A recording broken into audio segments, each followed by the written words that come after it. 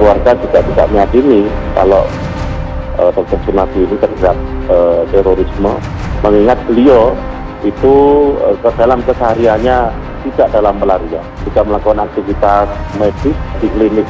Kita menjamin bahwa seluruh tindakan yang dilakukan oleh petugas Densus telah mengikuti prosedur.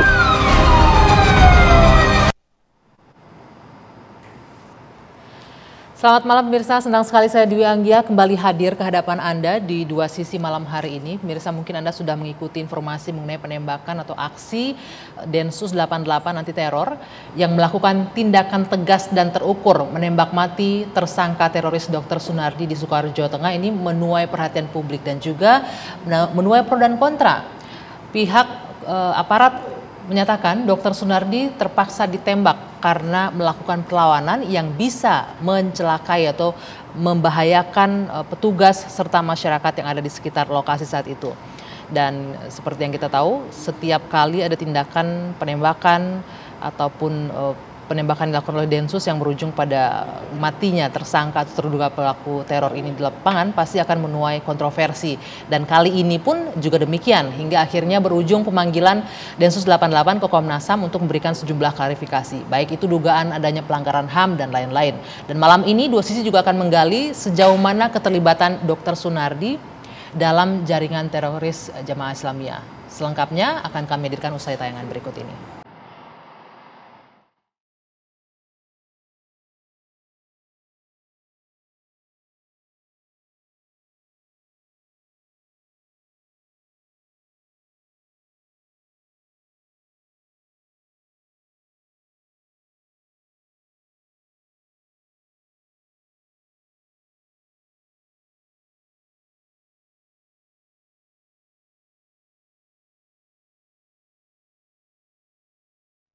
Keluarga hingga tadi malam itu tidak menerima surat penangkapan dari Densus 88. Artinya keluarga tidak tahu status hukumnya ataupun perkara yang menerima Dr. Sunardi.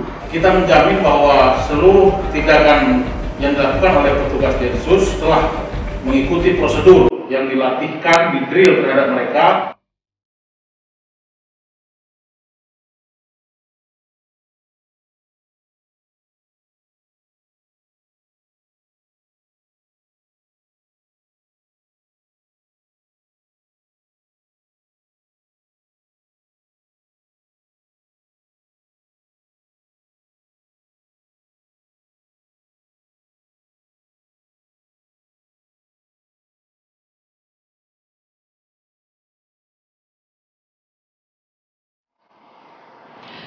Ya, judul diskusi kita malam hari ini, kenapa Dr. Sunardi tersangka teroris ditembak mati. Untuk mendiskusikannya sudah hadir sejumlah narasumber bersama saya di studio.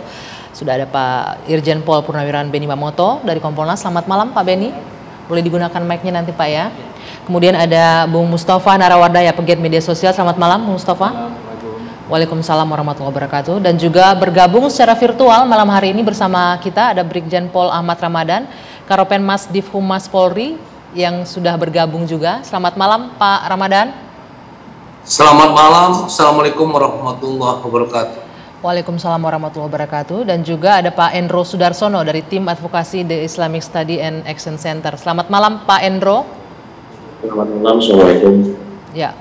Sebelumnya kami juga ingin memberikan apresiasi yang luar biasa karena upaya Densus untuk mengakhiri atau menumpas, memberantas tindakan teror dan juga memberikan rasa aman bagi masyarakat. Namun setiap kali pemirsa peristiwa ini muncul ke publik tentunya menimbulkan sejumlah kontroversi. Lagi-lagi operasi Densus yang menimbulkan korban jiwa, menuai kontroversi. Nah, kita akan berdiskusi mengenai hal ini.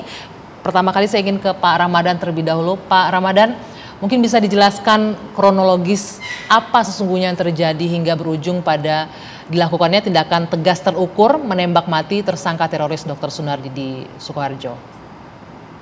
Baik, Mbak Dwi Anggia.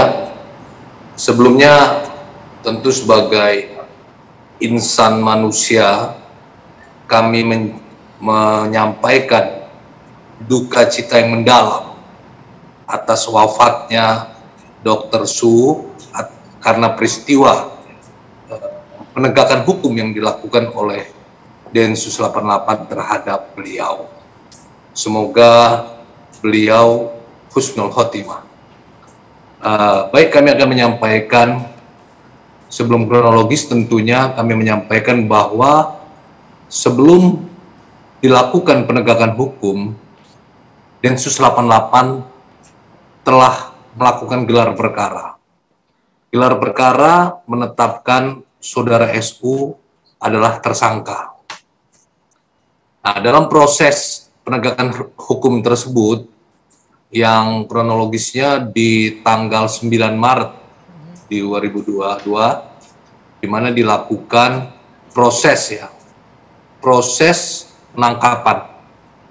Tentu dalam melakukan penangkapan ada SOP yang dilakukan ya, termasuk dalam SOP melakukan keamanan terhadap diri dengan membekali pakaian rompi anti peluru, itu merupakan SOP ya. Kemudian dilengkapi senjata ya, peralatan untuk melindungi diri dan melindungi orang lain tentunya. Pada saat melakukan penangkapan, anggota Densus 88 telah memperkenalkan diri, menyampaikan identitas diri terhadap yang bersangkutan. Jadi mengenalkan diri, identitas adalah penyidik Densus 88 dan menyampaikan maksud dan tujuan dari anggota Densus. Namun saudara SU merespon dengan melakukan perlawanan ya. Seperti di gambar, yang bersangkutan menabrakkan kendaraan yang bersangkutan ya. Kalau kita lihat, ini mungkin saya jelaskan, ini gambarnya ya. Ini kendaraan yang bersangkutan. Jadi yang bersangkutan bukan melawan secara fisik yang bersangkutan, tapi dengan mengendarakan kendaraannya, menabrakkan kendaraan petugas. Tentu dengan maksud ingin melarikan diri. Dan pada saat ingin melarikan diri juga menabrak sepeda motor masyarakat dan juga kendaraan lainnya. Nah, hal ini tentunya diberikan peringatan kepada anggota ya. Namun sekali lagi peringatan yang diberikan tidak direspon dengan baik atau dihiraukan, sehingga dilakukan penegakan hukum dengan melumpuhkan yang bersangkutan. Nah, ini saya harus sampaikan dulu bahwa penetapan saudara SU sebagai tersangka tindak pidana terorisme. Statusnya sudah tersangka ya Pak Ramadan ya? Tersangka tindak pidana terorisme dan melalui proses yang panjang ya, bukan tiba-tiba menjadikan seseorang menjadi tersangka. Dengan bukti-bukti yang cukup, sehingga Densus pasti berhati-hati dalam menetapkan seseorang sebagai tersangka. Pak Ramadan, maaf boleh saya potong sebelum dilanjut Pak, boleh saya potong sedikit, saya ingin bertanya sedikit mengenai pada saat petugas memperkenalkan diri dari penyidik Densus, itu posisi memang kendaraan sedang berhenti ya Pak ya? Berarti sudah diberhentikan Dr. Sunardi? Diberhentikan, jadi sudah berhenti. Okay. Ya, jadi sudah diberhenti, beliau mundur tetapi dicegat. Kemudian ditabrakkan, ya kalau kita lihat dari bentuk kendaraan ya, yang saya tunjukkan tadi, itu bayangkan kalau yang ditabrak manusia ya, kira-kira ya. Jadi sekali lagi, kekerasan atau perlawanan bukan dengan fisik yang bersangkutan, tapi dengan menggunakan kendaraan. Nah, ini yang perlu diketahui, bahwa yang bersangkutan mengendarai sendiri. Artinya yang bersangkutan bisa mengendarai kendaraan dengan membawa sendiri. Nah, sekali lagi ya, ini yang perlu diketahui, yang bersangkutan itu ditetapkan sebagai tersangka itu buktinya apa? Itu yang harus diketahui dulu ya. Yang bersangkutan itu adalah anggota JI tercatat sejak tahun 2009. Sejak tahun 2010 yang bersangkutan sebagai pemimpin atau ketua atau penanggung jawab Hilal Ahmar Society Indonesia, HASI. Ya. HASI itu adalah yayasan yang sudah dilarang karena terafiliasi dengan jaringan teroris JI. Ya. Dan perannya apa? Perannya adalah mendanai, memfasilitasi, merekrut kombatan dan mengirimkan ke Suriah. Tercatat ada 83 orang terkirim yang difasilitasi oleh Hasi. Ya, artinya kita sudah memastikan bahwa yang bersangkutan adalah tersangka. Dan tentu ini harus dipahami oleh masyarakat bahwa perlakuan terhadap tersangka tindak pidana teroris itu memang berbeda. Kenapa berbeda? Karakter daripada tersangka atau pelaku tindak pidana terorisme itu nekat. Nekat dalam melukai, bahkan nekat dalam membunuh orang, bahkan nekat untuk membunuh dirinya sendiri atau bunuh diri. Baik, Pak, nah, tentu ada SOP yang dilakukan. Ya. Sebelum dilanjutkan, Pak Ramadan, maaf sekali kita harus jeda terlebih dahulu. Ini nanti kita akan masuk kepada pertanyaan, apakah selalu harus dilumpuhkan dengan ditembak mati? Kenapa tidak dilumpuhkan sehingga bisa mungkin dimintai keterangan dan lain-lain? Nanti kita lanjutkan, Pak Ramadan. Kita jeda dulu sejenak. Dua Sisi akan kembali sesaat lagi.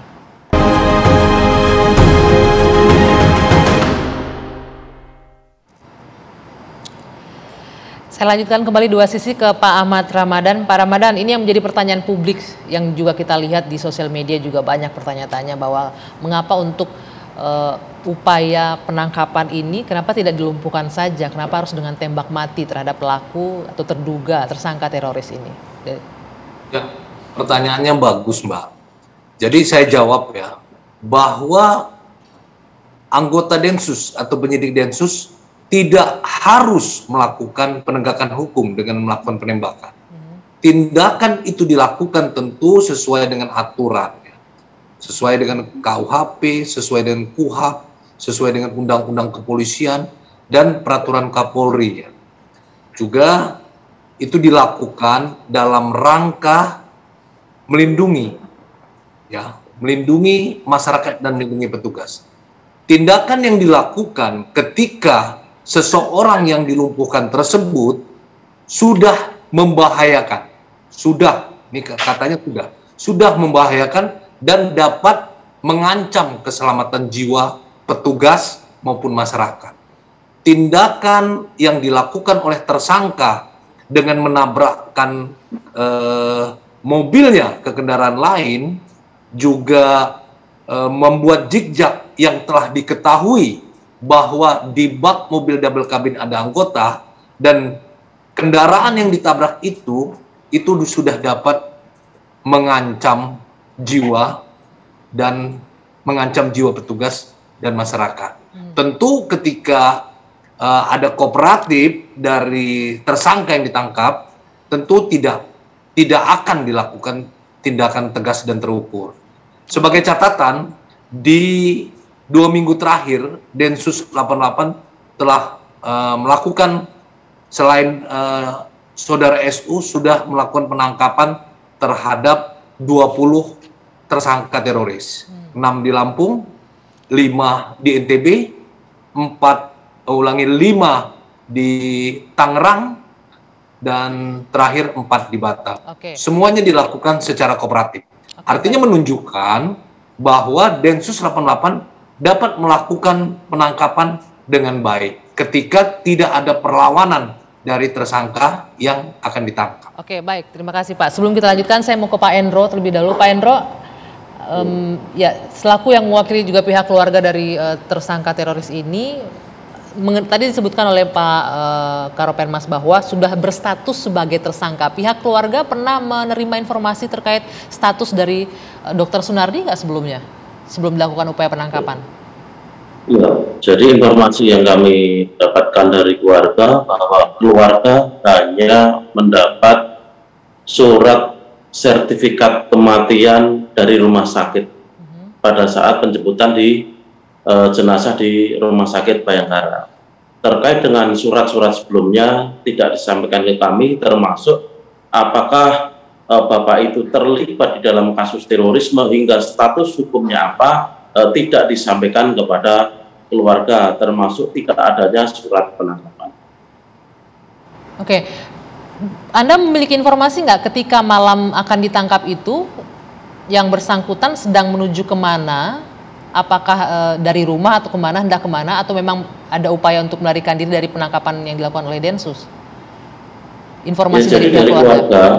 Dari keluarga itu menyampaikan bahwa Dr. Sunardi itu pulang dari sebuah pondok pesantren dan biasanya pulang, begitu saja. Kemudian hingga paginya tidak ada.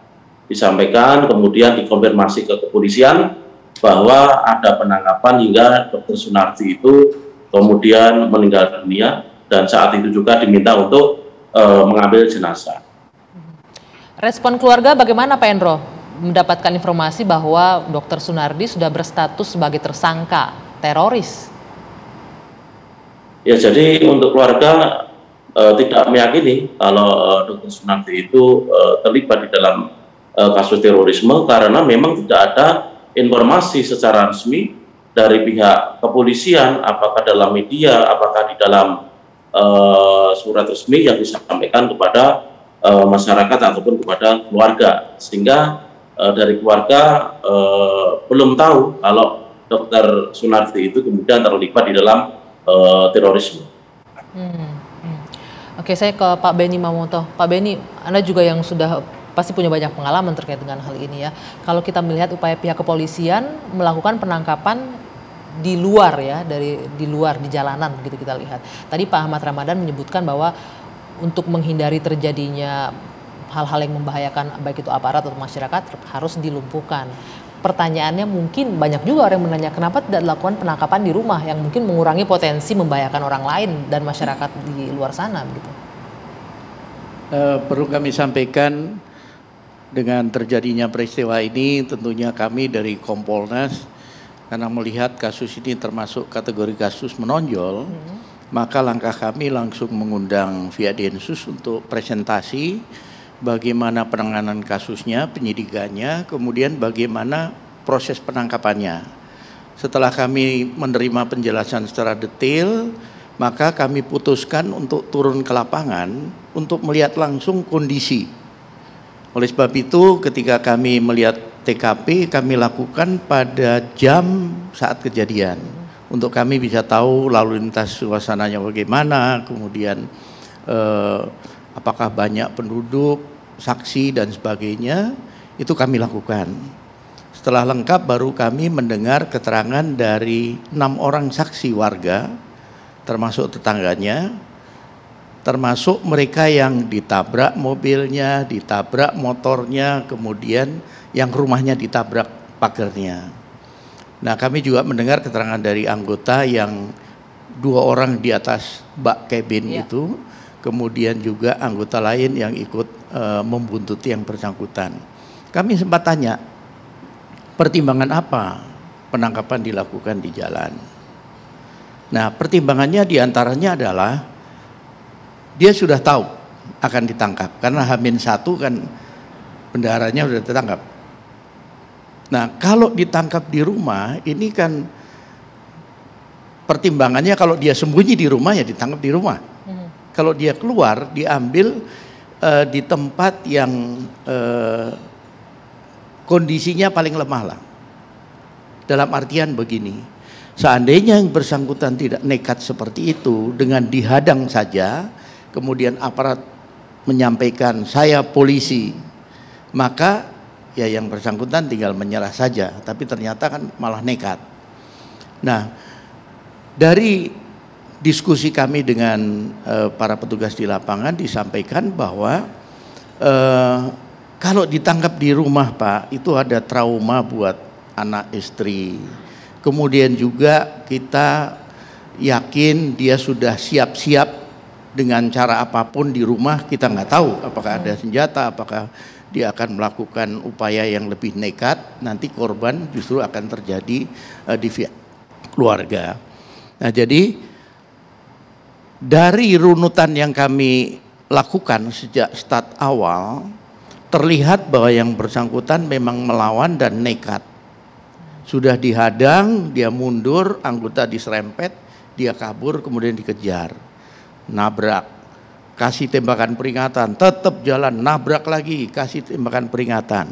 Sampai akhirnya anggota ini dengan berani dia bergantung di belakang, ini double cabin. Ya. Double cabin kalau kita mau menjangkau pintu depan berarti lewat satu pintu lagi, jauh.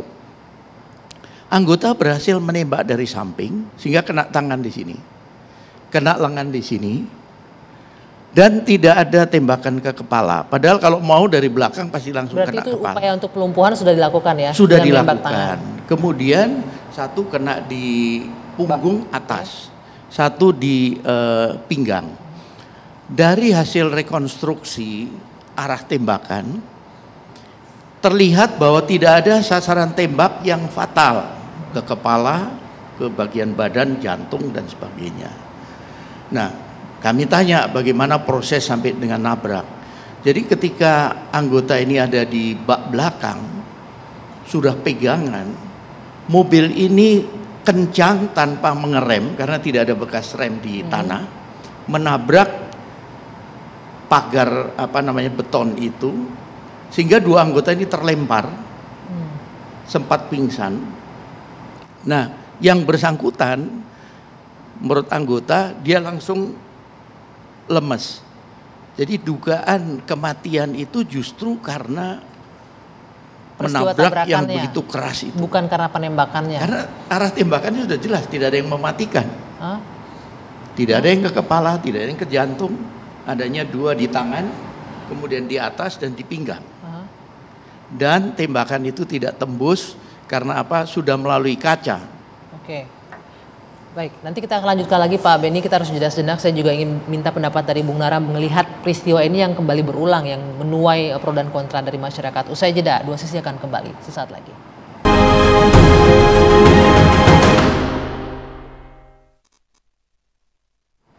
Dua sisi saya lanjutkan kembali, saya ke Bung Nara. Bung Nara, bagaimana Anda melihat operasi dari Densus yang kali ini lagi-lagi mengakibatkan korban jiwa ya, ditembak mati, ya, harus dilumpuhkan seperti itu, penangkapan proses seperti ini? Ya, ini diskusi ya, jadi bukan soal membela teroris atau bukan, ini diskusi. Jadi setiap orang berhak berpendapat. Yang pertama, ini jelas sebuah operasi. Operasi itu pasti ada persiapan, ada rencana, ada biaya, mungkin malah ada latihan sebelumnya. Operasi. Yang kedua, korban saudara Dr. Sunarti ini bukanlah orang liar, bukan orang yang tidak memiliki alamat, bukan orang yang susah untuk ditemukan. Sunarti ini punya pasien di sana. Saya telepon beberapa teman yang di dekat-dekat rumah Dr. Sunarti. Itu pasiennya banyak dan gratis, artinya menangkap dia dimanapun bisa. Tetapi ini rupanya terjawab tadi Pak Beni Mamoto yang mengadakan penelitian ke sana, ada kekhawatiran ya, bahwa kalau ditangkap lain hari mungkin sudah kabur atau mungkin menyediakan mempersiapkan senjata, bom atau nuklir misalnya. Terjawab itu. Yang ketiga yang perlu saya bahas nih. Seseorang melakukan perlawanan kepada orang lain, apalagi itu adalah petugas ya, Densus ya. Ada dua kemungkinan ini. Pertama, dia tidak tahu kalau itu Densus. Rupanya tadi itu terjawab bahwa Densus sudah memperkenalkan diri. Kami Densus, Anda tersangka akan melakukan penangkapan. Sayang tidak ada di video. Nah, yang kedua, kemungkinan dia kenal Densus. Lalu melakukan perlawanan ya, karena dia merasa terancam. Mungkin juga yang ketiga ada yang lain di luar dua-duanya itu, mungkin melakukan perlawanan itu sengaja karena dendam. Karena sebelumnya telah berhubungan dengan Densus. Tapi saya tertarik yang satu dan dua. Yang satu sudah terjawab. Yang dua, saya rasa belum, karena begini, ini saya melihat di forum-forum diskusi yang menyebabkan kasus ini ramai dan gaduh, itu karena banyak hal-hal yang dianggap, mohon maaf sekali, kurang masuk akal misalnya. Apa yang kurang masuk akal? Nah, misalnya, ini sebelum press conference kemarin Komnas HAM, itu justru banyak yang percaya kalau dia melakukan zigzag, nabrak petugas, dan lain-lain gitu ya. Masyarakat banyak melihat bahwa dia melakukan perlawanan, kemudian Densus itu mengambil jenazah korban ini keluar dari mobil, tapi setelah ada press conference Komnas HAM, justru menimbulkan banyak tanda tanya itu. Selain banyak hal yang tidak terekam di situ, kemudian diakui dan itu sangat susah karena yang bersangkutan sudah meninggal. Itu ada hal-hal yang di situ harus dijelaskan. Misalkan mobil itu kan selain malam hari kejadiannya, mobil itu kacanya gelap. Kalau dalam video itu. Artinya apa? Masyarakat tidak bisa meyakinkan bahwa korban ada di dalam mobil itu. Ini ya, kalau kita lihat di dalam tayangan ini, ya, tidak teridentifikasi. Tidak teridentifikasi. Jadi Anda ingin menunjukkan bahwa tidak tahu siapa yang mengemudikan mobil itu. Oke. Yang kedua, petugas yang ada di kabin belakang 2 orang ataupun yang mengkuntit di belakang maupun depan, itu nggak jelas pakai uniform Densus atau tidak. Ini yang menyebabkan kemungkinan kalau saya di dalam mobil kemudian tiba-tiba ada orang, saya Densus tidak memakai uniform Densus atau tidak membawa surat tersangka, atau apapun itu bukti bahwa Densus, ya mungkin secara normal orang akan refleks melawan itu dengan berbagai cara. Karena dia itu memiliki penyakit stroke, menurut informasi ya, tapi di CCTV banyak beredar, dia memang membawa tongkat sekali-kali, dan tetangganya juga saksi, mereka si korban membawa tongkat. Jadi korban secara refleks akan melakukan perlawanan. Oke, coba kita akan minta klarifikasi dari Pak Ramadan ya. Pak Ramadan, ketika memperkenalkan diri, pasti anggota Densus memiliki identitas nggak, baik itu di badan, pakaian, dan lain-lain? Ketika mengenalkan diri, anggota telah menyampaikan bahwa dirinya Densus 88 dan akan melakukan penangkapan. Uniform yang digunakan adalah rompi. Rompi itu ada tulisannya. Jadi bukan pakaian dinas seperti saya ini, tapi memang uniform Densus itu memang rompi hitam dan ada tulisan polisi. Ya. Oke, ada identitas tulisan polisi berarti ya, bisa terlihat dengan jelas. Rompi itu rompi anti peluru, Mbak. Oke. Ya tentu itu digunakan untuk SOP dari anggota Densus dalam melakukan penangkapan memang pakaiannya uniform, bukan pakaian dinas coklat seperti ini. Oke, artinya Bung Nara terjawab bahwa ada identitas di situ. Baik, artinya kemungkinan karena yang bersangkutan sudah meninggal, saya nggak tahu ya kejadiannya, karena secara logika kita nggak mungkin bertanya pada jenazah. Berarti setiap operasi seperti itu, Densus tidak pernah melakukan penyamaran, penangkapan pun memakai uniform bertuliskan polisi yang sering kita lihat di TV itu, Pak ya? Ya, betul. Nah, oleh karena itu begini, sesungguhnya tidak perlu menurut saya ya, mohon maaf nih, Densus itu dibiayai untuk memakai istilahnya apa ya, baju atau seragam yang dia pertahanan dirinya itu luar biasa dahsyatnya. Ya. Artinya kalau saya yakin satu Densus melawan 10 orang yang tidak bersenjata, itu masih menang Densus. Perlawanannya, serangannya dan sebagainya, Densus memiliki itu. Jadi kalau yang alasan pertama untuk khawatir nanti menimbulkan korban petugas, untuk petugas, saya yakin itu kecil kemungkinan. Tapi kalau untuk masyarakat, banyak masyarakat yang percaya, khawatir masyarakat menjadi korban. Nah pertanyaannya adalah sekarang, kenapa ya? Ini kan cuma 1 orang, katakanlah dengan bendahara yang sebelumnya ditangkap, lebih bagus, saya saran saja. Tadi di awal saya bilang kan bukan orang liar nih, Pak, ini kan orang terkenal di sana itu, ditangkap di rumah, ya dengan strategi Densus lah, resikonya lebih kecil. Kalau soal trauma keluarga kan sudah biasa, Densus 88 melakukan penangkapan seperti itu, tapi nyawa diutamakan. Mohon maaf sekali, dalam Islam sangat ketat soal nyawa. Kalau menghabisi nyawa manusia biasa, menghabisi 1 orang, seperti menghabisi seluruh bumi. Tapi kalau khusus, mohon maaf saya nggak tahu, niatnya adalah menghabisi dia sebagai muslim, itu seperti menghabisi seluruh dunia lalu balasannya adalah neraka. Ini keyakinan muslim.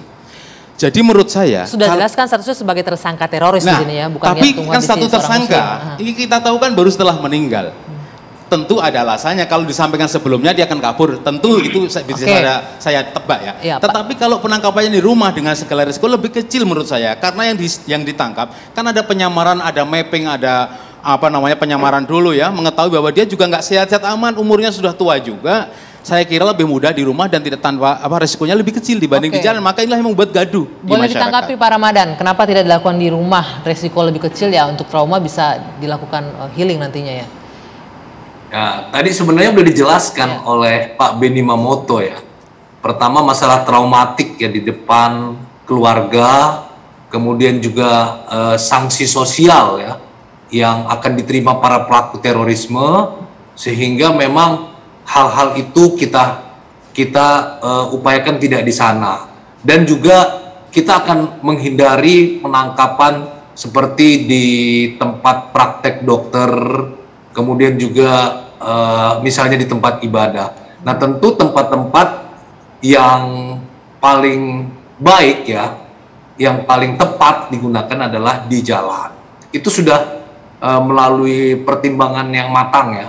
Seperti saya jelaskan, di 2 minggu terakhir ini ada 20 penangkapan dan tidak ada resiko siapa-siapa. Karena apa? Karena yang ditangkap kooperatif. Ya. Anggota pun juga melakukan penangkapan dengan mengenalkan diri itu bukan seperti perampok. Penangkapan itu secara humanis disampaikan, kami adalah petugas dari Densus dan kami akan melakukan penangkapan terhadap saudara. Ya. Jadi jangan ya membuat cerita kalau seolah-olah dia takut dirampok atau apa. Jadi ya kita melakukan penangkapan juga sebelumnya juga ada yang jam 4 pagi. Nah itu kita berikan penangkapan yang humanis ya. Kita tidak akan melakukan di tempat ibadah, misalnya di masjid tidak mungkin itu kita lakukan. Baik. Di rumah tadi udah dijelaskan oleh Pak Benny Mamoto, traumatik keluarga juga akan sanksi sosial kepada para pelaku. Baik, sebentar. Dan sekali lagi yang perlu dipahami bahwa yang dihadapi ini adalah tersangka tindak pidana teroris. Oke, poinnya sudah saya tangkap Pak Ramadan, sebentar poinnya sudah saya tangkap. Saya ingin ke Pak Endro terlebih dahulu. Pak Endro, kalau kita melihat tadi pertimbangan dari pihak kepolisian atau Densus adalah karena ada kekhawatiran melakukan perlawanan. Jika dibandingkan dengan penangkapan yang dilakukan di Tangerang dan lain-lain, itu usianya jauh lebih muda ya. Boleh dijelaskan nggak secara fisik seperti apa sih Dr. Sunardi ini? Karena kita juga melihat ada tayangan yang beredar kondisi fisik Dr. Sunardi yang menggunakan tongkat. Boleh mungkin juga diputar kembali di sini nantinya. Silakan Pak Endro. Ya, jadi begini. Tujuan dari proses penegakan hukum adalah mendapatkan keadilan dan mendapatkan kepastian hukum. Tentu saja ini akan diproses oleh kepolisian, kejaksaan, dan pengadilan. Ending dari Dr. Sunardi ini adalah tidak adanya kepastian. Apakah kemudian Dr. Sunardi ini teroris atau bukan? Di dalam hak-hak asasi manusia yang sebagaimana di dalam PBB, seseorang yang dituntut atas sebuah perkara pidana harus dianggap tidak bersalah hingga ada sebuah putusan pengadilan. Dengan demikian, akhir dari proses pengadilan ini menjadi gugur dan merugikan semua pihak, termasuk adalah sangkaan yang dibangun oleh kepolisian baik di dalam BAP maupun saksi-saksinya. Kemudian yang kedua, apakah kemudian ini sudah berkeadilan? Tentu saja masing-masing punya rasa yang dirugikan. Kepolisian dirugikan, masyarakat dirugikan, keluarga dirugikan. Maka proses dari ini semua, tujuan penegakan hukum bisa dikatakan gagal. Kembali ke pertanyaan tadi, bahwa sejak 2006 Dr. Sunardi itu mengalami cacat pada kaki sebelah kirinya karena ada kegiatan di tanggap bencana di Banten, yang sebenarnya beliau ini jika kemudian ditangkap tidak dalam keadaan membawa mobil akan lebih mudah dan akan mempunyai risiko yang sedikit. Ini tentu saja akan menjadi presiden buruk untuk penegakan hukum khususnya kasus terorisme di Indonesia, apalagi Pak Kadensus itu menyatakan bahwa penegakan hukum kasus terorisme tidak harus dengan kekerasan, tapi bisa dengan penegakan hukum ataupun kemudian dengan pendekatan persuasif.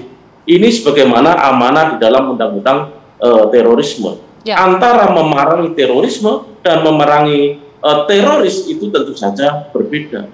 Sedangkan bisa dikatakan Pak Sunardi ini lunak, tidak harus dengan kekerasan.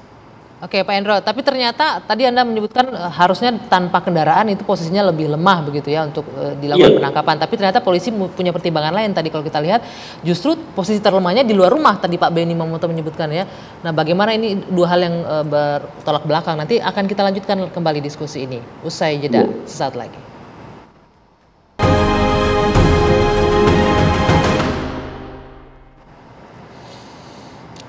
Ya, kita lanjutkan lagi. Pak Beni, tadi disampaikan oleh Pak Endro bahwa sebenarnya kalau ingin menangkap dengan posisi terlemah ketika Dr. Sunardi menggunakan tongkat, justru tidak dalam berkendara. Tadi Anda menyebutkan sebaliknya. Posisi terlemahnya ketika berada di luar rumah. Ternyata tidak seperti itu. Ya, jadi surveillance untuk membuntuti para target ini kan berjalan terus, tidak boleh sampai lepas. Kemudian juga mempertimbangkan berbagai macam faktor sampai dengan diputuskan di mana yang dinilai tepat lah. Kita tahu sudah ada 5 dokter yang ditangkap dari jaringan ini. 4 tidak sampai seperti ini. Hanya ini yang nekat. Jadi kita sulit mengatakan bahwa dokter pasti ini. Sekarang pimpinan Al-Qaeda, Al-Jawahiri itu kan dokter juga. Dr. Azhari seorang dokter.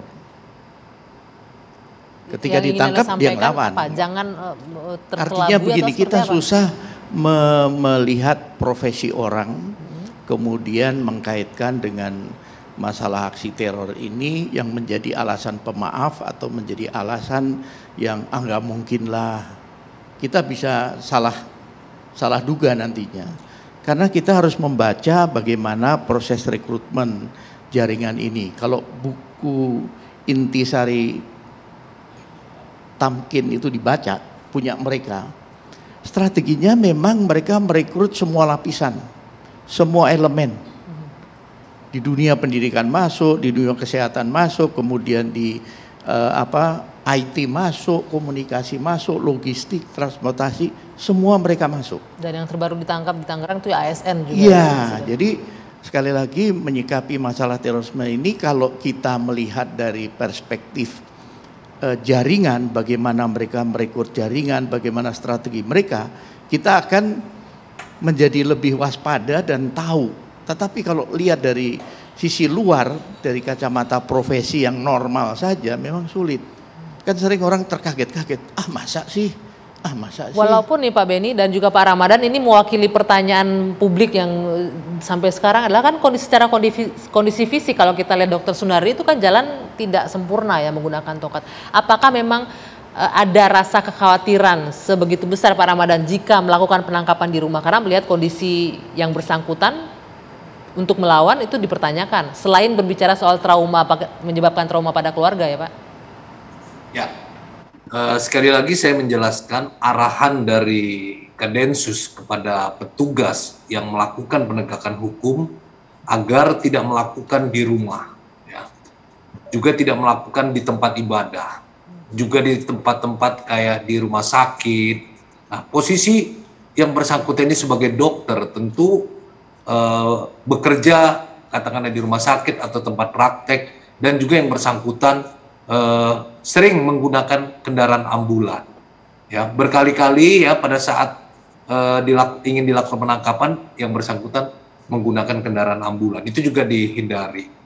Nah, ini kenapa alasan tidak di rumah? Di rumah itu pertama ya, Densus 88 dalam 3 tahun terakhir telah melakukan penangkapan sebanyak 653 tersangka. Dari penangkapan itu ada beberapa orang ya, 13 orang meninggal dunia termasuk yang bom bunuh diri. Ini beberapa yang dilakukan penegakan hukum secara tegas dan terukur, ini di rumah. Nah, dalam penangkapan di rumah itu merupakan perlawanan ya, pertahanan yang kuat di dalam rumah, karena kita tidak mengetahui apakah posisi itu dikunci atau tidak, sehingga ketika di dalam rumah dia bisa melakukan apa saja. Ketika melakukan perlawanan di rumah itu ada anggota keluarga, ya, sehingga memungkinkan ketika dilakukan penegakan hukum akan menjadi salah ya, katakanlah ada anaknya, ada istrinya, nah ini menjadi traumatik. Sehingga diberikan arahan kepada petugas yang akan melakukan penegakan hukum melakukan penangkapan, hindari tempat-tempat tersebut, termasuk tempat-tempat ibadah, di masjid.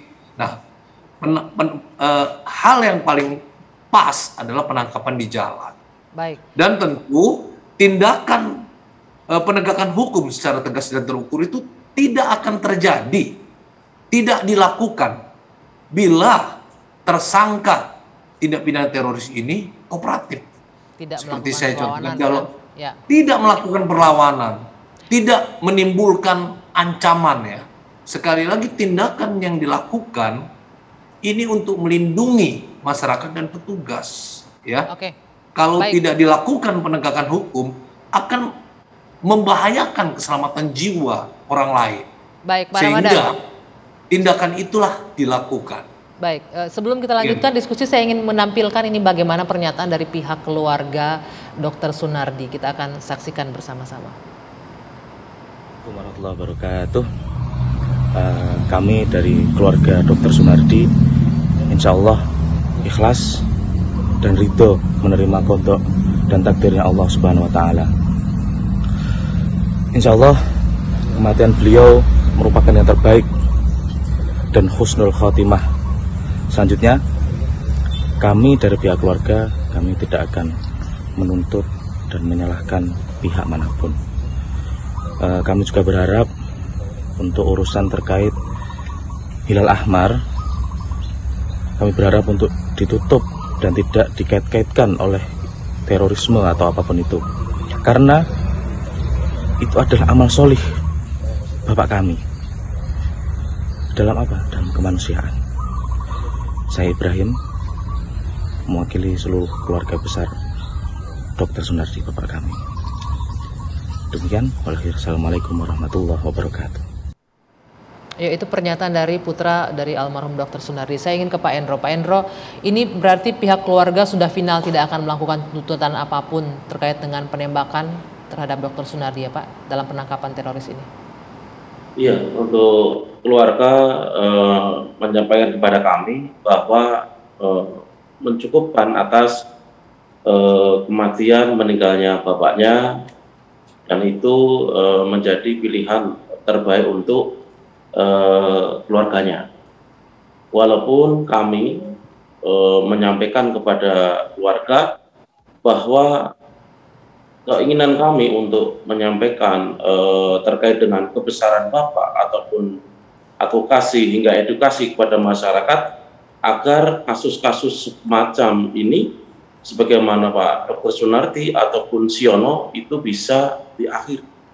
Kami berpikir pada saat itu Siono terakhir. Ternyata masih ada Muhammad Ihsan di daerah Cemani. Kemudian ini Bapak Sunardi, terjadi lagi adanya penegakan hukum yang kemudian hingga ada sebuah kematian. Jadi dipersilahkan kepada pihak semuanya untuk bisa melakukan hal yang terbaik untuk Dr. Sunardi. Baik, terima kasih Pak Endo. Terakhir Bung Nara, ini kalau kita lihat keluarga tetap beranggapan bahwa ini adalah jihad bagi amal soleh bagi Dr. Sunardi. Ya, jadi tidak semua keluarga seperti keluarga beliau. Ini kan sejak dulu, sejak Siono itu, saya ikut terlibat dalam pembongkaran jenazah beliau di Klaten. Tidak semua seperti keluarga Siono, yang beliau menolak uang dari Densus 100 juta. Tidak seperti itu juga, tidak seperti ini juga. Yang kemudian saya ikhlas. Dua-duanya ini berimbang sebenarnya. Kenapa Siono protes? Kenapa menolak uang itu? Kenapa ini kemudian tiba-tiba ikhlas? Tentu ada mungkin ya. Apa? Anda menuding ada pemberian uang juga seperti itu? Beberapa gini cerita. Sebelum ini ada kematian di Jawa Timur.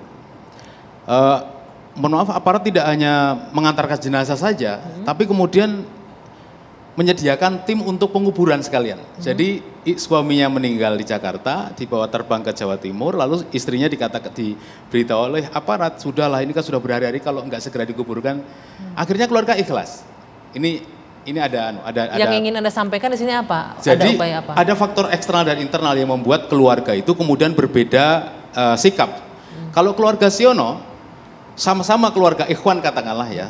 Ya, Siono itu badannya kecil, tapi dalam isu terorisme semua bisa dipakai alasan untuk memperdayai dia. Meskipun kecil, dia teroris, bisa mengalahkan Densus, mungkin dia sampai meninggal ketika dikawal.